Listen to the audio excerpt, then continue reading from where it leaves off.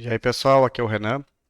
Então, a gente vai continuar aqui nesse vídeo, de onde a gente parou. Então, a gente tinha criado o primeiro recurso ali que dava um Hello Spring Boot quando a gente fazia a chamada, né, para a nossa aplicação no barra produto, sendo o método get. Agora a gente vai fazer o seguinte. Bom, a gente sabe que a gente vai lidar com os produtos, então, né? Então a gente precisa fazer o quê? A gente precisa primeiro, agora, criar o nosso produto, né? Tipo, ter a identificação, o modelo ali do que a gente quer trabalhar no produto, tá? Então a gente vai fazer o seguinte, a gente vai criar aqui ó, duas packages, tá? Uma onde a gente vai guardar a gente chama de domain aqui, eu vou chamar de domain. Tem gente que chama de model também essa package, eu vou chamar de domain, tá? E eu vou criar uma outra package chamada repository, que a gente até já viu lá num exemplo de um código lá. A gente já viu a repository, que tinha lá algumas coisas com relação a salvar, alistar, tá? Então eu vou criar aqui também uma package para domain e uma package para repository. Na domain vão ficar todas as classes que a gente dos nossos recursos. Então aqui a gente vai criar a produto, porque a gente vai salvar produto. Se eu quiser salvar algum usuário, poder fazer uma classe de domínio chamada usuário, né, para salvar os dados dele. Então aqui a gente vai fazer produto. Bom, nesse caso, o nome dela vai ser produto mesmo, porque está representando um produto. Tá? Por isso que lá na produto controller, mesmo sendo uma package de controller que representa controllers, se eu chamar de produto só e ela for uma controller, pode ficar ambíguo a gente ter vários nomes iguais.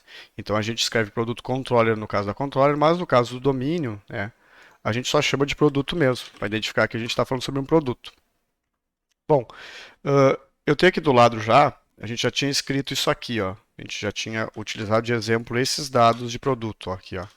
Então eu vou copiar, eu vou só criar os getter e setter aqui, tá? Alt insert, ele vai nos ajudar a fazer, tá? Bom, a gente quer trabalhar com um banco, tá?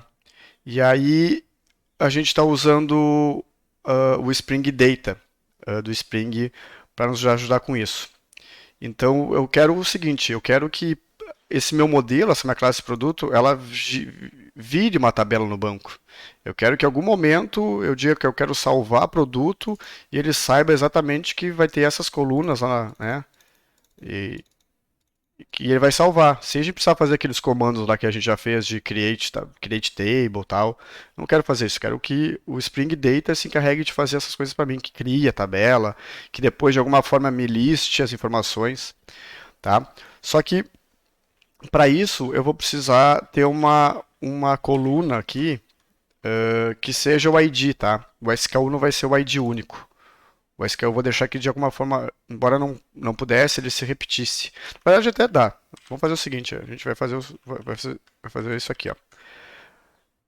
Primeiro de tudo, eu volto aqui no SKU. Primeiro de tudo eu vou fazer o seguinte, eu vou dizer para o Spring Data que isso aqui é uma entidade, ou seja, vai ser isso aqui, eu quero que produto seja uma tabela no banco, seja uma entidade no banco, que eu possa salvar, listar produto, tá? Depois disso, eu quero dar um nome. Eu quero dizer que ela é uma table aqui, ó. E aí quando eu digo que ela é uma table, eu posso dar um nome, tá? Então name, e eu vou dar um name de produto mesmo. Só que eu vou dar um nome de produto em minúsculo aqui, tá? É interessante nesse caso, porque às vezes a gente pode ter um nome composto aqui, ó, como produto kit. E no banco, a gente gostaria que a tabela fosse nesse nome aqui. Por padrão, o banco de dados, a gente não usa esse tipo de nomenclatura aqui, ó. Produto kit dessa forma, com camel case, né? A primeira minúsculo e a outra maiúscula. Normalmente, em banco de dados, a gente usa tudo minúsculo, separado por um underscore. Então, por isso essa questão aqui de a gente anotar como table e dar um nome para a tabela quando a gente quer que ela seja diferente. Nesse caso, por padrão, a gente vai usar o mesmo nome aqui. A diferença aqui, a gente usa P maiúsculo aqui. Sempre uma classe vai começar com a primeira letra maiúscula e depois vai utilizar o camel case, né? Para cada nova palavra, a primeira maiúscula, né? Ó, no exemplo de kit, maiúsculo, o resto minúsculo. E no banco de dados, não. A gente não, o padrão seria mais minúsculo e se tivesse que ter um nome composto, a gente colocaria um underscore. Bom, e depois eu quero avisar pro, pro Spring Data que o SKU é meu ID. Então eu não quero que possa se repetir o SKU. Ele é único. Ele é o ID. Certo? É como se fosse a nossa primary key quando a gente criou lá os exemplos no banco lá.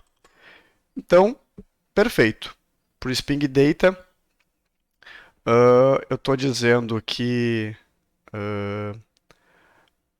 a nossa, a nossa classe produto ela é uma entidade no banco, ou seja, a partir daí eu posso inserir e listar informações de produto. Bom, a repository ela vai ser quem vai fornecer essas questões de eu poder salvar, de eu poder listar, que nem a gente já fez na outra. Aqui a gente está falando só sobre a classe de domínio, quais são os dados que a gente vai persistir, que a gente vai listar, mas alguém tem que fazer isso. Eu vou criar uma repository. Tá? Ela vai ser uma interface, e agora a gente já vai ver por quê. Isso é questão do Spring Data aqui.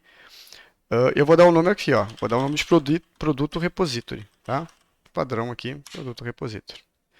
Eu vou anotar ela para avisar pro Spring que ele é uma repository. E aqui eu vou estender CRUD repository. E aí ele vai me pedir a seguinte informação. Ele vai me pedir quem é a classe modelo, né? Quem é que ele vai lidar, é a produto. É a produto. E que tipo é o ID? No nosso caso é um string. Né? Ó, o nosso ID aqui é uma string. Tá? E, ok. O que tem na nossa CRUD repository aqui, ó? Tem o save all para fazer uma lista, tem o find by ID. Então, ele já vai me fornecer algumas coisas sem que eu precise escrever muito código. Então, tudo isso é básico. É fazer um update, fazer um save, fazer uma listagem, fazer uma busca por um ID. Tudo isso, qualquer cadastro básico já teria isso. Tá? Então, quando eu utilizo o Spring Framework e ainda uso o Spring Data, eu tenho essas vantagens aí. Eu não vou precisar escrever muito código, né? Eu vou só chamar e o Spring, por baixo dos panos, vai fazer a mágica acontecer, tá? Então, para esse vídeo aqui, a gente está falando só mais para a parte de banco, de salvamento das coisas. Então, a gente vai falar do repositório do produto e do produto em si, do domínio aqui, né, da entidade, certo? Então, para esse vídeo é isso. No próximo, a gente vai ver um outro elemento novo aqui também, e a gente vai falar sobre as camadas que ficaram o nosso código aqui, entender um pouquinho a intenção disso, certo? Então, até o próximo vídeo.